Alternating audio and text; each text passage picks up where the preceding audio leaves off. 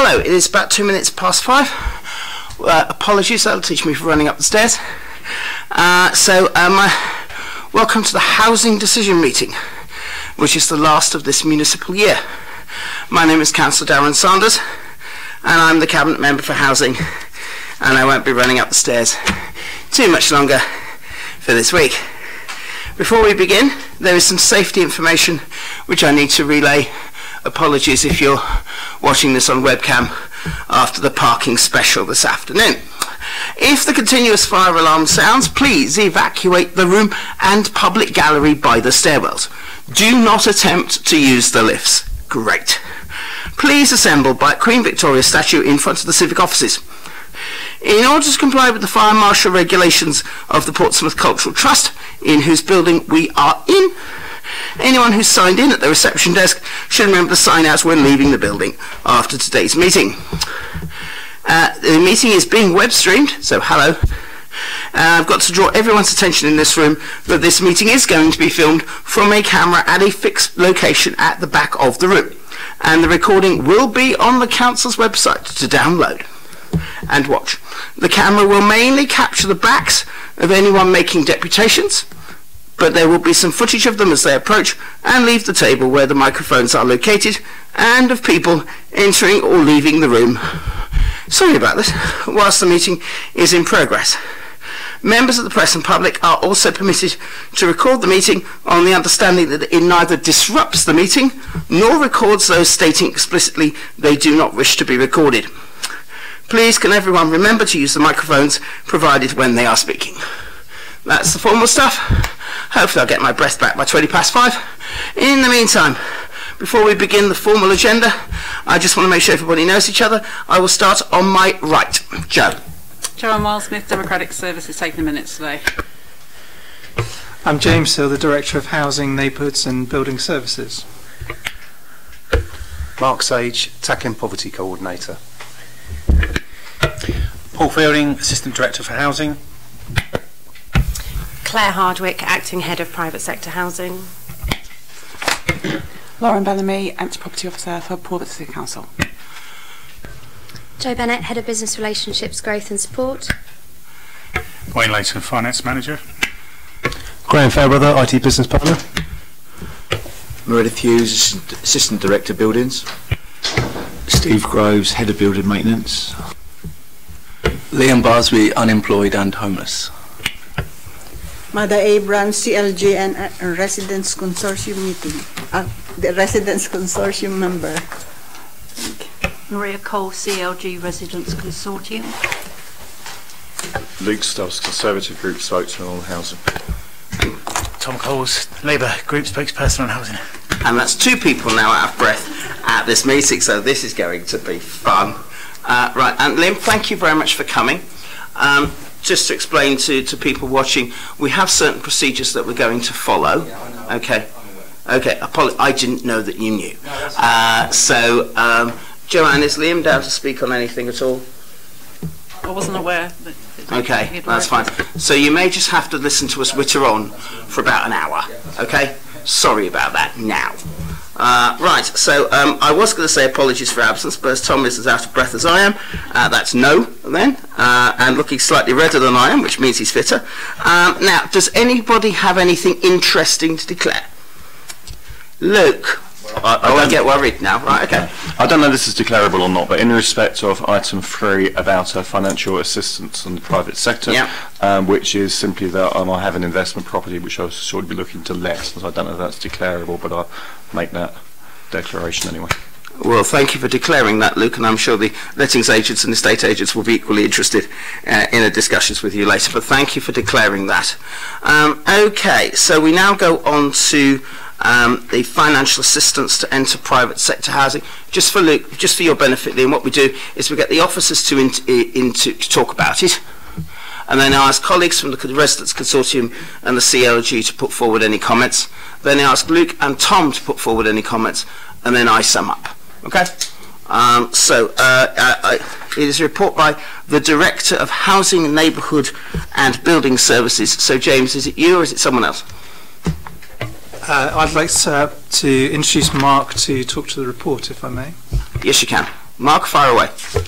Thanks very much. So my name's Mark Sage. I'm the Council's Tackling Poverty Coordinator, introducing this report on financial assistance to access private sector rented housing in Portsmouth. The purpose of the report is to outline the financial assistance that's currently offered by the Council to access private sector housing for people that qualify, and to outline some options for extending financial support to people who don't currently qualify on what the Council offers now. The report notes that finance is just one of the barriers to accessing private sector housing. There are other barriers, and this is specifically focused on the issues around rent deposit, but the report notes that there are other barriers as well. The Council currently provides assistance to help people access the private rented sector under two key streams. So the Homelessness Prevention Fund, which comes from the Council's Flexible Homelessness Support Grant, and discretionary housing payments, which is payments that are managed by the housing benefit team at the Council. So the Homelessness Prevention Fund is specifically for people who are threatened with homelessness. That's managed by the Housing Options team in the Council. There's a table in the report which notes how many people have been assisted, and that the number of people assisted is significantly higher this year than last year. Between the two schemes, at the moment the Council's helping roughly around 7 households each week to be able to access a home with financial assistance from the Council. The discretionary housing payments are only available to people that are currently in receipt of housing benefit or in receipt of universal credit with a housing costs element, and they also must have a need to move. So I've noted there what those could be, because people are overcrowded, could be that they're threatened with homelessness, or that their current home is unaffordable.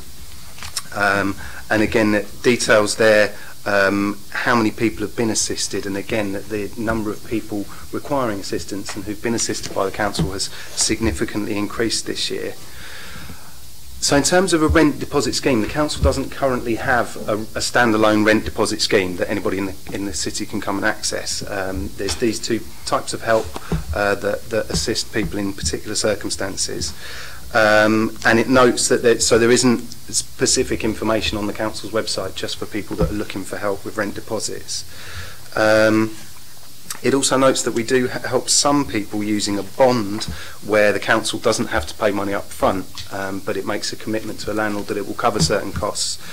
At the moment that's quite a limited offer, and we're not helping a significant number of people through that, generally because the demand from private sector landlords is that they want the finances up front. So then it talks to potential options for expanding rent deposit assistance to help more people than we're helping at the moment. One possibility is working with a local credit union to assist more people to borrow the money for a deposit, but of course that means needing to pay that back, and the credit union does charge interest. And then another option would be for the local authority to find additional funds to fund more help for people, and then also a decision would need to be made as to who would be assisted and in what circumstances the Council could provide help. So the recommendations the report makes is to note the provision that is already available from the City Council. Also recommends that we update our information to make it clear to all residents how those schemes can assist, so that information is readily available. Also to note the desire to expand the assistance that we provide to people in Portsmouth, and then for officers to look at the potential options and risks, and look at a fully costed report putting forward the options for expanding assistance. Okay. That's it. Thank you for that, Mark. Thank you very much indeed. Mum, do you have any comments at all? If you don't have, that's absolutely fine. Don't worry. You're not under pressure to say anything. Is that all right? Yes, all right. Thank you. Maria? Yes, just one small point. If someone is housed and you've given them a loan to help them get housed, could that not be charged alongside the rent so that you get the loan back because there's a low repayment of loans? So in this case, where we're working with private sector landlords, they will be charging the rent themselves. So if the loan's coming from the local authority, I'm not quite sure whether landlords would want to collect that on our behalf. But we do have some schemes where we provide loans at the moment, and our finance team takes on the responsibility for managing repayments of the loan. So that is one potential option. The issue with increasing loans significantly is that rent affordability is a big problem. So actually being able to meet your weekly rent is enough of a challenge. A loan obviously adds an additional cost on top of that, but it's definitely one of the options to be explored. Thanks. Well, can I just, if I may, I just want to follow up. Wayne, as our finance person, is there anything legally problematic in terms of charging any money we might use alongside private sector rents? Is there anything legally that we can't do in terms of that? That's a question which I hope the answer is no. No. Thank God for that. Okay, those were the right answers. That's excellent. Claire, again, following up Maria's point, from your experience of the private rented sector, is what Maria is suggesting, which is to have basically a sort of a two-track approach, which is the loan is repaid and we somehow get involved with the private sector about it, is that possible? Is that something landlords are interested in, something tenants are interested in? And if you don't know, say so. It's something that we could explore. I think the point that Mark made about the affordability and the issues around collecting that, probably the two main barriers to that really. But it may be something that landlords would be interested in and that would be beneficial to the tenants as well. It's something that we can explore. Okay. That's very kind. Thank you, Claire. Maria, sorry to interrupt you, Mum. Did you have anything else? Excellent. Luke? I think it's a real problem that you're trying to address. I absolutely agree.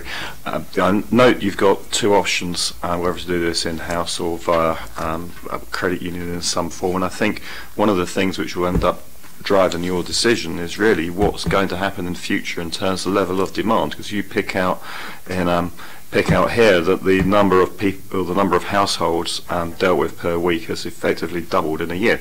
And the question I would want to know in your position is that a blip? Is this a trend and we expect another rapid rise, or is it somewhere in the middle? Why has the number doubled in a year? I think that's an important question. And does anybody have any answers to it? I mean, he doesn't have to go. You don't have to go through me for that. But I mean, does anybody have any answers for that, Mark? Yeah, if not, say so. Yeah, thank you. One reason, certainly on the Housing Options Homelessness Prevention side, is the introduction of the Homelessness Reduction Act. So that has meant that they're helping a wider group of people than they were prior to April last year. And it may be because of that they're working more with housing benefit and directing people more that way. But we're not sure that that's the only reason for the increase with discretionary housing payments through housing benefit. Okay. That's fine. Luke, anything else, sir? No, not really. I mean, I think if any change driven by the Homelessness Reduction Act is likely to be ongoing, so therefore this is, you do on the face of it have a bit of a budgetary hole to figure out what to do, and on the back of that I think looking to involve a credit union might well be a sensible thing to do. Thank you for that, Luke. Tom? Thank you. Has the council considered setting up a social letting agency to improve access to private renting for low income and vulnerable families?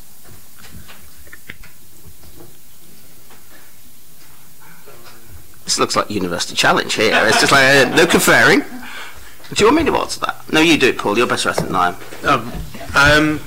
We are considering lots of different options at the moment. As outlined in the report, what we want is to, specifically on this issue, to go away and look at all the options. But we do know that we need to expand all the different ways that we can make housing available. So we're looking at all the options basically, but we haven't settled on one particular option. Tom, the short answer is yes.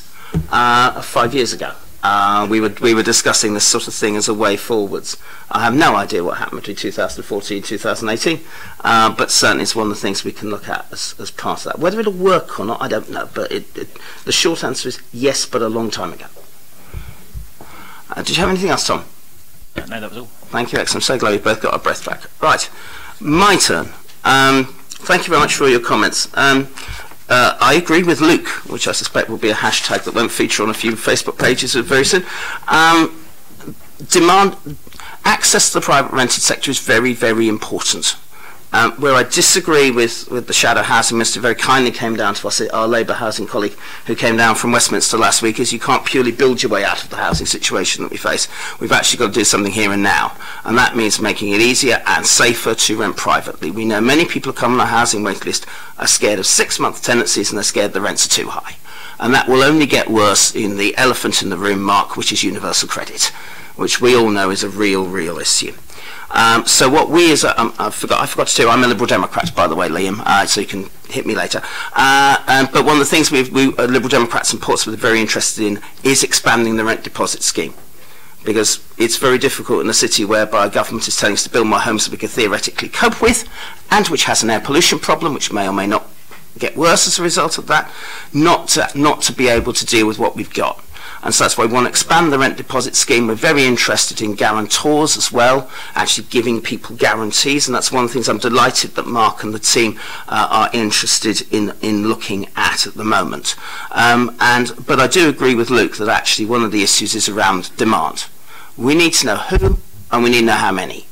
At the moment we've got a rough idea. All we know is that the number of people have doubled and the government funding's being cut. This is not great. Being polite about it, but it's an issue that we have got to work with as an authority. So demand is very, very important. And so on that basis, I am delighted to be able to suggest that to accept all the recommendations and progress it from here, and hopefully come back very, very soon. Oh, so one final thing. One of the things that this is also tied into is the homelessness strategy, which is linked to the Homeless Reduction Act, which Mark mentioned earlier on. One of the issues there is the biggest single source of people coming here for temporary accommodation is leaving private rented tenancies. We want to work on why that happens, how often it's the landlord's fault, how often it's the tenant's fault, how often it's somewhere in the middle. We want to work that out. And then that way we can hopefully try and reduce homelessness partly by preventing it, as opposed to just purely dealing with the consequences. And I think those two things go together. But Mark and James, I'm very grateful to you for this report. Thank you for all the hours, and I'm happy to proceed with that. So now we move to agenda item 4, which is called the Empty Private Property Strategy. Again, this is in James's name. I don't know whether he wants to opine us, or failing that, just speak to Claire. Excellent. Hello. Thank you very much. Fire away, Claire. Hey, thank you. So the purpose of the report is to present the updated empty private property strategy, which outlines the Council's approach to reducing the number and impact of empty homes. So the empty private residential properties in Portsmouth have a significant impact upon their local environment and the community. They're also a waste of valuable housing resource which could be used to provide a home. Therefore, it's vital that the Council works to identify empty private properties and, where possible, bring them back into full use. There is no statutory requirement for us to have a strategy, but this strategy is proposed in recognition of the need to reduce the number of empty properties in the city, and as best practice to have a coordinated approach to dealing with the issue. The strategy focuses on privately owned residential premises, which is defined as having the following 3 characteristics. Firstly, that the dwelling is wholly unoccupied. Secondly, that it's been empty for more than 6 months, and the time frame that's been set by Portsmouth City Council is because it's felt that 6 months is a reasonable time frame for an owner to bring a property back into use themselves. After this amount of time has elapsed, intervention by the Council feels reasonable to encourage action to be taken by the owner. The longer that a property is left empty, the increased likelihood of a negative impact from the local community.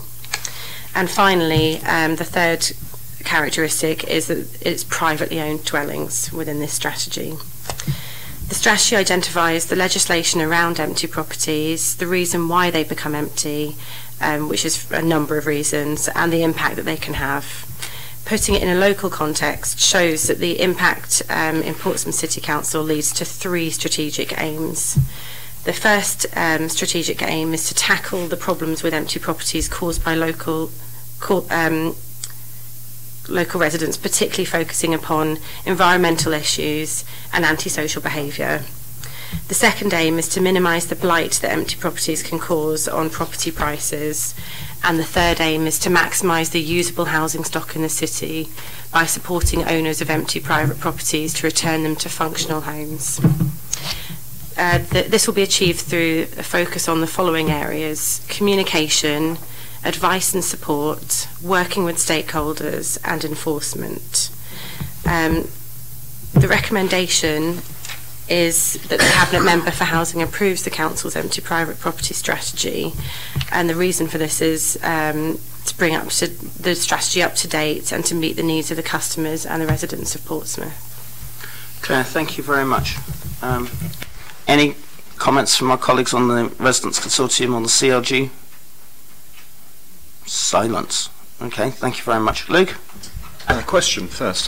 So in 5.4 you've got a map which shows where the properties empty for 6 months are, and I don't know if you're looking at colour or black and white versions, but on the colour one I'm looking at on my phone, it shows a hot spot of around where we are now, where there's between 47 and 70 empty properties all in one location.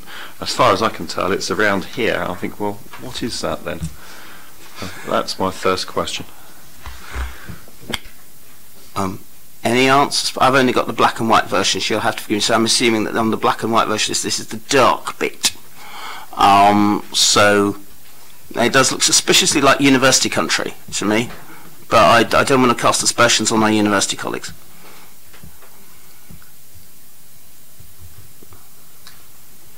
If I just explain that, obviously I requested these maps be created just to give an idea of like hotspots, as we say, and they're postcode related, so that's why there's clusters. Yeah, that's. I mean, I can't make a comment on any more than that, I'm afraid. Okay. Can I make a suggestion, Lauren? Thank you very much for that, which is that, no, that's absolutely fine. It's just to clarify that, and then please email that to Luke, to Tom, and to me. Just to confirm, as I said, it looks suspiciously like university country, but I'm sure Luke would never want to cast aspersions on our lovely university. No, thank you very much. That's good. But no, I was just thinking it's an interesting thing. So it's a very large number in one place. It looks, as far as I can tell on the small map, I mean, it's roughly where we are now. I just wondered what it was. I will also look at the empty rooms in the civic offices and see. Well, who knows? And the other point I was going to make really is governance. This is actually quite timely because the government statistics have been released for local authority districts across England on level of homelessness, which shows 939 in this city, which makes us, in terms of the change, the worst performing in the country. I mean, it more than doubled. The second worst performance was Hartlepool, where it went up by 53%. So the question is, why has it doubled here? Now, I mean, I know that Councillor Sanders, you've been asked about this, and you've made a comment, but I want to know actually, why has it gone up by over 100%? I could come up with a couple of theories for some of it. Maybe I'll float them and see what officers say. So one of my theories would be, is Leamington and Horatio houses included in those statistics, bearing in mind these statistics are for October. And then the other one is there any impact from university accommodation coming on stream? Because I could imagine, and I don't know, that you might have situations where some landlords are unable to find student tenants and are holding properties empty, hoping that something turns up. So those would be my guesses, but I'd be interested in any officer thoughts on that. Thank you, Luke. Sorry, I was looking. Tom gave me actually the colour map of where it is, and it really does look suspiciously like university country, or fair at the railway line. Colleagues, so Luke's points are basically how and is the impact of the decant from the two tower blocks by October 2018 the main reason for it? And secondly, what about university accommodation and whether that's come on stream and whether that's actually been a problem? I don't know if private sector colleagues could offer some help on that one. So the data has come from council tax records, so we can't give you the definitive information about all of that. That's held by council tax rather than the private sector housing team. But we can confirm that they do include local authority owned housing. So the assumptions around the tower blocks, that they should be contributing to those numbers, because council-owned properties are included in that, and so are the university buildings and student properties. So those two assumptions are probably correct, but we can't 100% corroborate because it's not our data. Okay, and the same would apply with university accommodation, is that correct? Yeah, okay. Thank you for that. Any more questions, Luke? No, but just as a comment, I mean, I did find the jump in the numbers to be quite disturbing. I mean, I looked back, the time series goes all the way back to 2004, and in the earliest years than that, it was this sort of level it is now. Sat around 700 for a long time, and then dropped right down to 400 and just over 400 in 2017. And it would be, I think it would be important to understand what has driven the uptick. Thank you for that, Luke. Tom? Okay, that's fine. It is really good. Thank you for that. Right. I have to say, I also found the increase. We've doubled the number of empty properties in our city, but in the period between October 2017 and October 2018. So that's nearly 1,000 properties that were empty during that period. So it's not purely the case of it was all in October 2018. I have to say I find that totally consistent with everything I've seen walking around the city. Too many empty private properties, and officer colleagues were probably bored rigid with me explaining to people when we resumed control of the council, why are all these properties empty, and that was in May, Luke. And then I discovered that some of them were council, many of them were private, and it's important to try and cut the amount of time that council properties are empty, and we're working on that. It's also important to try and make sure that any private properties that are empty, I've got some in the area I represent, there are others dotted around the city, are also brought back into use. Again, it's because we have to deal with what we've got. I also know that there were some void properties in Leamington and Horatia houses when we came in May. There were also some other properties that were void in places like Wilmcote House. Also the properties in Ivy Close, for instance, were not occupied at that stage. So that probably would contribute to the list too. But clearly there has been a bit of an impact from that, although it's probably, I think, about 100 between May and October, as opposed to an increase of nearly 500. So I think it would be unfair to say it's purely because of that. But hopefully if the trend goes down next year, then that will be helpful. But I don't think it negates the need to actually try and get empty private properties back into use, because I think that is absolutely essential. I think as far as university accommodation is concerned, that again is an interesting point, and I think that's one we're going to have to raise in future. But again, the idea is to try and not just deal with the demand about housing in this city, the supply of housing in the city, but also try and deal with the demand by utilising what we've got. I mean, I'm sure everybody's seen so many empty properties walking around the place and wondering why they're empty. Some are empty even though people are paying rent and council tax. It sounds mad, but that has existed in the past.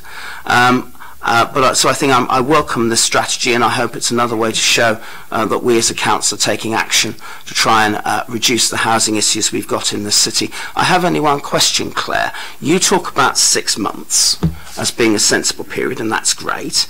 But the legal information and the law seems to start at 2 years. Will there be a problem if we start intervening after 6 months? So the landlord's going to go to, look, don't come to me till after 2 years, or even 3 years in the case of enforcement action? I think it's probably important to recognise that enforcement action is only one tool at our disposal, and actually we're trying to have a very proactive approach, particularly with the new strategy, that waiting until a 2-year period, it's already really too late. It's already having an impact on the local community, and so you're right that actually 2 years is the threshold for us to be able to take formal enforcement action, but there are an awful lot of things that we can do in a less formal way to try and prevent those properties even reaching that point. So yeah, that's excellent news, and that's exactly what we're after. trying to work proactively to try and reduce the number of void properties. And my feeling is too many, even before we resumed control of the council, my feeling was there were too many empty properties in the city, and that seems to be vindicated by the figures. And so we've got to try and get action to get it down, but also try and make sure they become sustainable properties in future. So I very much welcome this report, colleagues, and would be delighted to approve it. And I look forward to updates as we go along, although probably not next week. I will be very interested to know the two hot spots, because it's not, as Tom has pointed out to me, it's not just the really dark one on the black and white one, but there does look to be one around, I think it's the railway station, Thomas, which will be mildly interesting if we're looking at houses there. But no, thank you very much, colleagues. That's incredibly welcome. Thank you very much indeed. Now, I move to agenda item 5, which is purchasing property for homeless accommodation. So, James, again, this is in your name. Who do you wish to put that forward? Joe, fire away. Thank you, Councillor Sanders. The report seeks approval from yourself to instruct the purchase of £1 million portfolio of properties providing a portfolio of temporary homeless accommodation. Our duty to homeless people is obviously clear, and obviously we've had the updated allocation policy in January.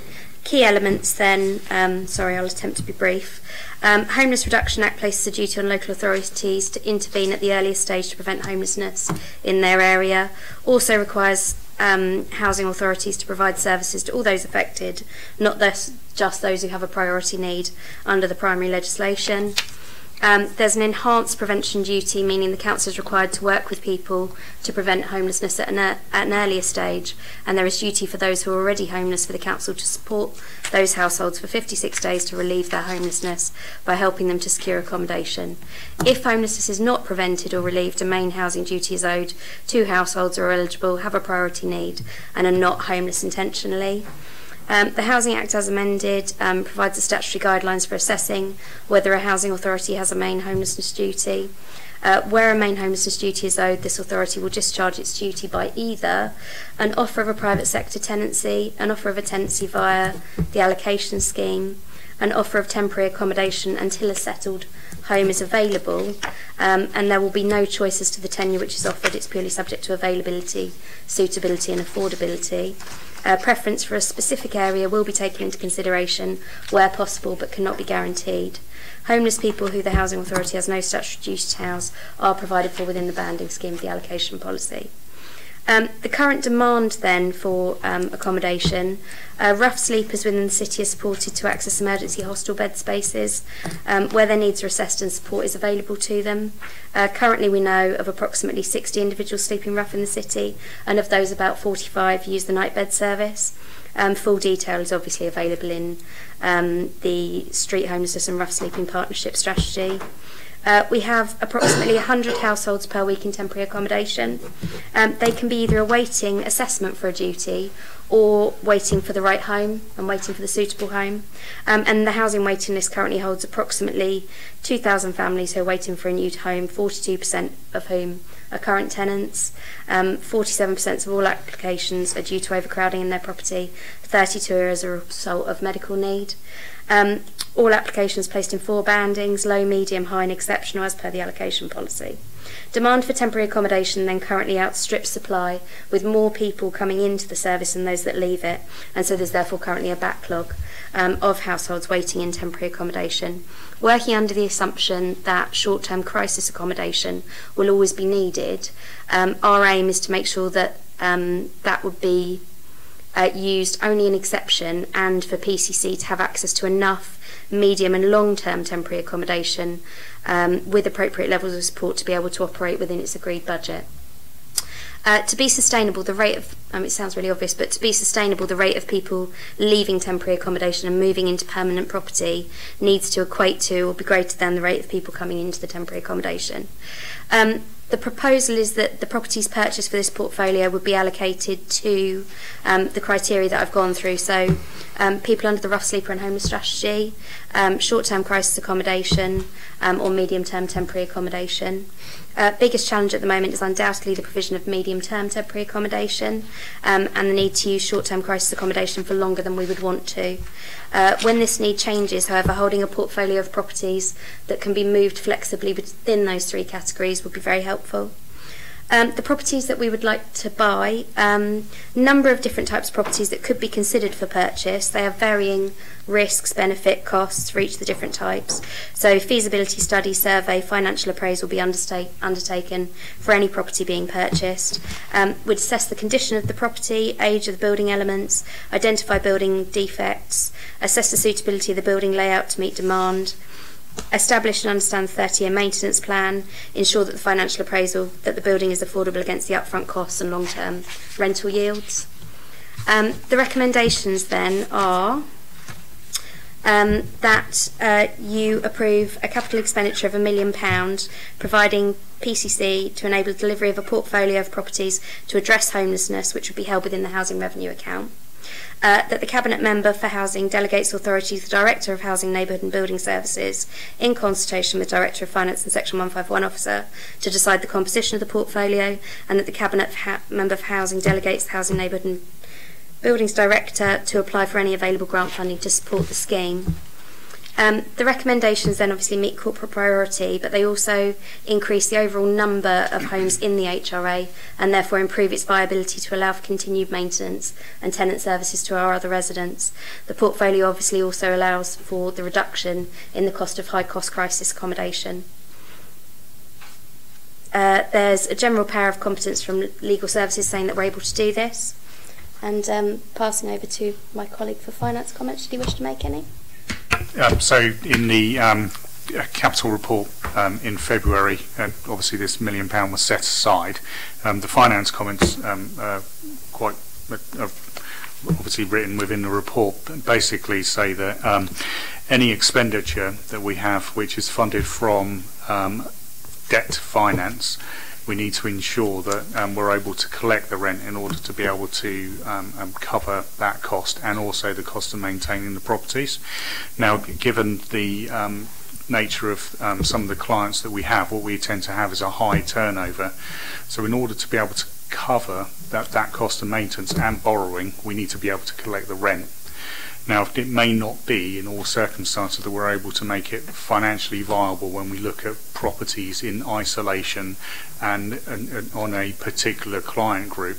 So Joe mentioned the word portfolio about 400 times, and the reason for that is that what we're looking at is that we will provide some property where we know we'll have regular tenancy where we're able to collect that rent, and then some others where we're able to look after clients who perhaps are more transient and are on a short term where we have longer voids, and within the £1 million it will be financially viable for the council overall.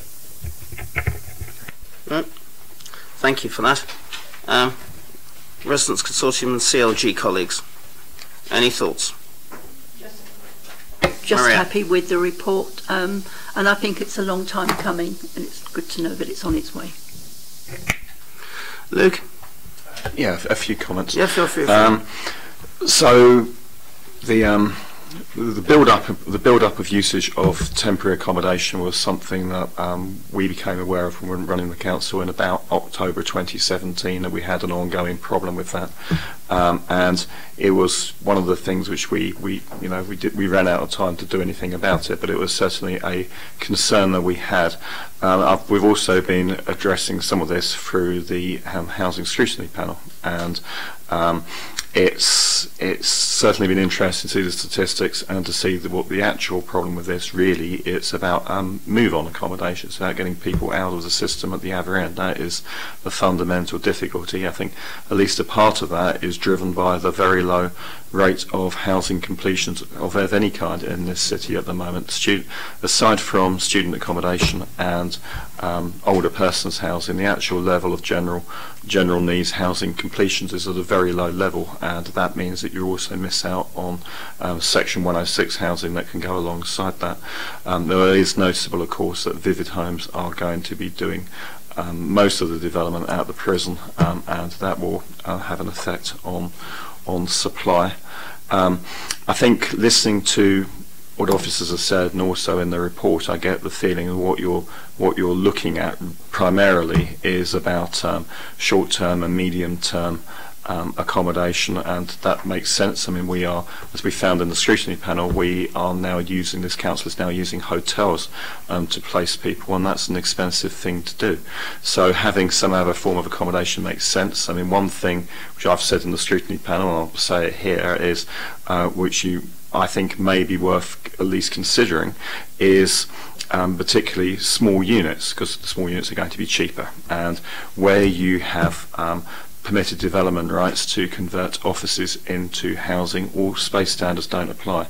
And while I would not advocate for permanent residency, extremely small properties, that for an interim basis where the alternative is a hotel room or a bed and breakfast placement, I think it is justifiable and your money will go further. So I suggest that's something you might want to look into. Thank you for that, Luke.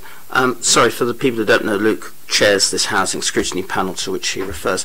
Council colleagues, the idea of moving people in temporary accommodation into either, I think it was converted office accommodation, that was one of your suggestions, yes? Well, it's just a suggestion. That's fine, no, I want to try and see if it flies. So thank you for that, Luke. But small, I did put the word pokey down, but I think that would be mildly pejorative. So into small accommodation, is that something that the demand is telling us would work? I mean, I've got visions of converting Arthur Commercial Road and sort of turning it into small residential accommodation. But I mean, is that something we could consider, or would that just not feel right for the sort of people who are just leaving their homes or maybe have been kicked out by their friends or family? Yeah, I mean, a lot of things that Councillor Stubbs said there as we went through in the housing scrutiny panel. We've got a mixture. We've got a lot of single people that come through, and therefore we need to find the right sort of properties for them, but equally for families. And what's important is that we're putting people into the right sort of temporary accommodation, and then we put them into the right sort of move-on accommodation, because otherwise we could just be exacerbating a problem if we put people into the wrong properties. Also, it's making sure it's in the right location. So we want to make sure that it's right, if it's people with children, that it's near to where their schools are and things like that. So it's every individual case needs to be looked at to see what the right thing is. We are looking at increase the use of private sector, as well as trying to have more property. So it's looking at a suite of options. The particular option that you laid out isn't necessarily off the table, but we want to make sure it's the right thing for the people that are on the list. Okay. I think my point in it is we are putting lots of people into bed and breakfast and hotels. We are currently in a very far from ideal situation, and that there are a whole range of things which would be an improvement from where we are now, and you know, you've got to make the money go as far as possible and have increased capacity by as much as possible with the funds that you've got. Thank you for that, Luke. Tom? Once again, Luke's covered what I was going to say. Blimey, as if there's rehearsals here. This is excellent. Right, Maria, thank you very much for your comments. It's been a while since what was an idea and basically a line on a piece of paper has become council policy. We have many issues, and Luke has rightly outlined several of them, facing people who either sleep rough or who are forced into homelessness for a whole raft of reasons. And we think it's important as an administration to invest in our city. And that actually means buying homes to house our homeless people. Because that is incredibly important to us. Luke is right in that a lot of it is related to what's called moving on accommodation. So we know that when I took on this job, I was told that there are many people who currently sleep rough who don't want to be there, but they actually want a half-decent property that they could go to so they could get back into, I'm going to say normal life, but there is no such thing as normal, it's only conventional. So a more stable existence so they can then move on in jobs, so not go back into the gig economy, which was a major issue, but in the jargon, these are people, as Luke has said, are moving on. And that's always been one of the categories I've been particularly interested in.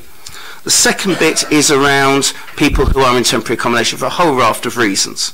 And it is one of the long-term issues facing our city. In fact, all of the things around bringing back private properties into use, renting privately, doing this is about utilising the existing buildings so we can tackle some of the long-term housing issues that exist now. It's not the only thing we're going to do. For instance, this last meeting agreed to provide 23 flats at the long vacant Southsea Community Centre for ideally temporary accommodation, but that may change by the time it's built. And note that phrase, by the time it's built, because we have an issue now, and we would quite like to deal with the issue now rather than wait years, because that's simply not on. But we believe it is part of the package. Now, Luke has mentioned quite a lot about making your money go further, and that's perfectly understandable. However, what Joe and Wayne have outlined is that once we have a financial model, which basically means that this can wash its face, and that's what I've sort of got in the very long finance comments at the end, Wayne. But once we have that, then what we actually do is that the money actually becomes the least important part of everything. It sounds actually shocking. I know, because everybody in the press and have rightly focused on the £1 million, which is lovely. But this is the down payment. Because we've got a model that works, and because we've got properties that are empty, as you might have noticed from the last item, by doing it in a coherent and an integrated way, this is just the start. Because we've got the model that is right, we can then invest, provided it stacks up, provided it washes its face, we can invest in a portfolio that can give people who are either forced into temporary accommodation or who are sleeping rough a better start in life and the sort of start in life they need. It's a really, really simple idea. Many people have thought we were completely mad to pursue this. But I don't think we are. I'm delighted we've got to this stage. I would like to thank everyone for the help in this, and hopefully this is just the start. I'm pretty sure it will be.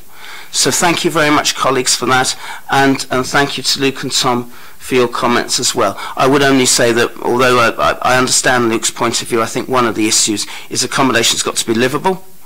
I'm nervous about, I understand where Luke is coming from, and I'm grateful to him for that, but I'm always concerned about people living in pokey holes, essentially. But I'm interested in some good ideas there for Commercial Road, and I'll pass them over to Delancey when we get to the Northern Quarter. But thank you very much, colleagues, that was excellent. So now we move to you'll be delighted to know that we move to the final item on this agenda, which is, I have to get this right here, the Council Housing Maintenance and Improvements and Housing IT Business Software. James, again you are in there, but I suspect it will be young Meredith who will be offering up how we're going to spend the money. Thank you, Councillor Saunders. The purpose of the report is to inform members of the spending proposals for 2019-20 for the Council House Repairs and Maintenance Plan, and to seek approval to incur expenditure. By way of background, the City Council approved the Housing Investment Programme on the 12th of February of this year, and the Council Housing Repairs and Maintenance Budget for 2018-19 and 19-20 was approved at the Housing Cabinet Decision Meeting on the 29th of January 2019. The following report and appendices gives the detail behind those high-level numbers.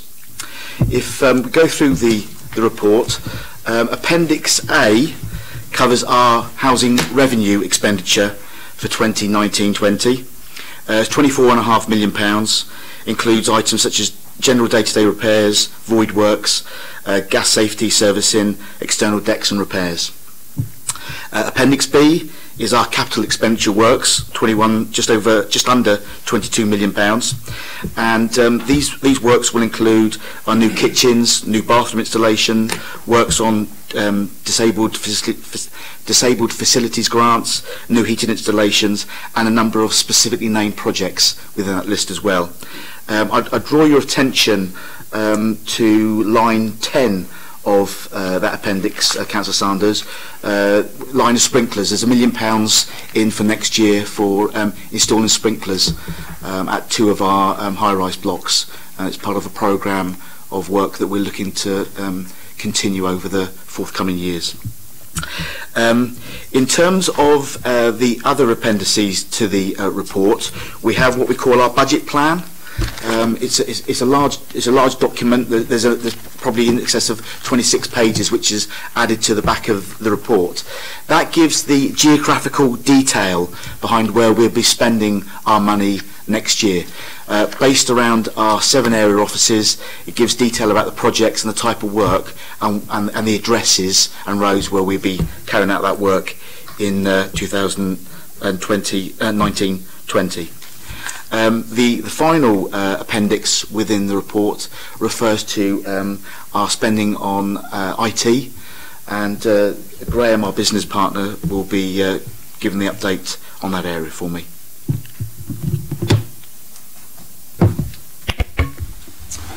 Okay, so the IT budget here is split into 2 areas. The hardware specifically is around how we manage to keep on an ongoing basis the systems that we use within the Directorate safe and secure and efficient as well.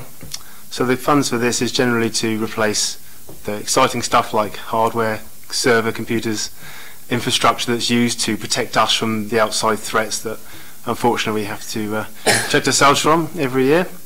The software side of it is more about how we develop the systems we use to deliver the services to our staff, to enable them to deliver services to tenants in the fastest, most efficient possible way.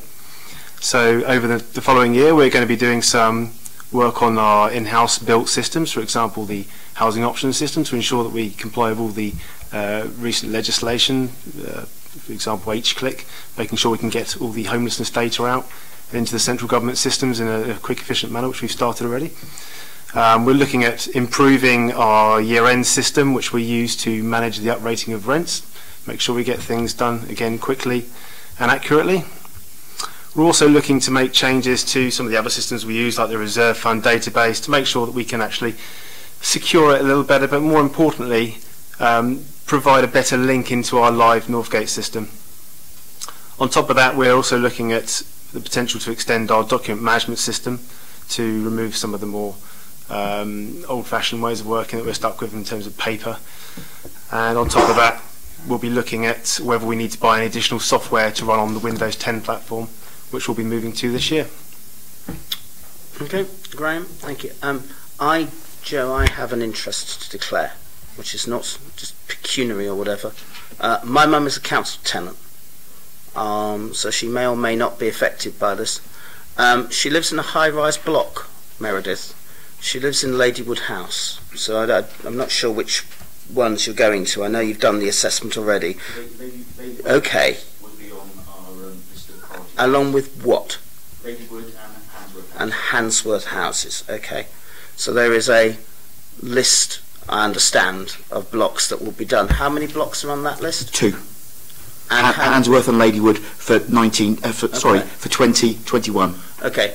But would it just be those 2 blocks, or would it be a rolling programme? They're our first 2 blocks as part of our rolling programme over the next years. Okay. And that's come from an because if the fact I've mentioned where my mum lives may mean that people think it's all sort of, all done because of me, which I don't think is true. So I just want to check. This has been done as part of an objective assessment, hasn't it? Yeah, Councillor Saunders, just to clarify, on the programme that we're looking at for sprinklers, we've looked at a priority basis based on a number of factors, really looking at the blocks. So we're looking at the highest blocks that we've got, blocks of flats that have got only a single staircase, which we've got half a dozen blocks that have only got a single staircase as a means of escape. And then we also look at factors such as the occupants. So if we've got like sheltered accommodation in those blocks, again they would be an increased priority. So there is a very definitive criteria for us choosing which order we do the blocks in, and out of that criteria, Handsworth House and Ladywood House are both single staircases. They're the 2 tallest blocks that we got, and Ladywood House, for instance, has got sheltered accommodation in it. No, I'm happy with the objectivity, but you never know what people may say, especially in the current climate. So thank you for that, Meredith and Steve.